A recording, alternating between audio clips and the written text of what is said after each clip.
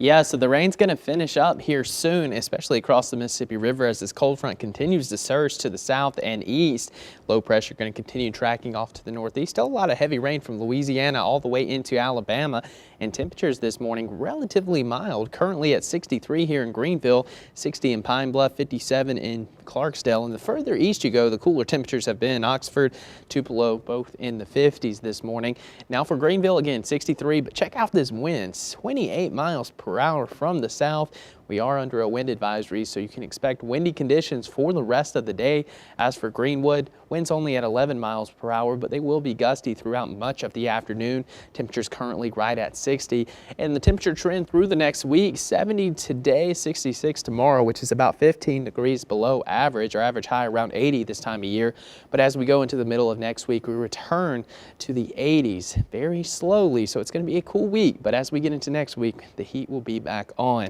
As for the radar, you can kind of see the back edge moving through at the very end of this frame. So this is going to continue off to the south into portions of central and southern Mississippi, Alabama as well, getting in on that rainfall. But here across the Delta, places like Clarksdale, Rosedale, starting to see the rain wrap up. Same for Cleveland. Here in Greenville, still seeing some pretty heavy showers. But the back edge of this is going to continue to move through the next couple of hours. So probably by 10 or 11, most of us will be out of the rain. But until then, the rain's going to continue to be pretty heavy at times. Wind advisories are in effect pretty much for the entire viewing area in northern Mississippi into southeastern Arkansas. 15 to 25 mile per hour sustained winds likely. Gusts as high as 40 miles per hour will be possible, so sporadic power outages can't be ruled out throughout the day. Now the rest of the day, again, this rain pushing off to the south pretty quickly. By 11, 12, we'll be wrapping up, and by 2, the last little bit of rain is going to move out. Winds really pick up from the north as that cold front moves through, bringing in cooler and drier air. And as we clear tonight, temperatures will begin to plummet. We're going to be in the 50s by midnight, and going into early tomorrow morning, temperatures begin to drop to the 30s into Oxford and Tupelo. So it's going to be cold, especially for the month of May.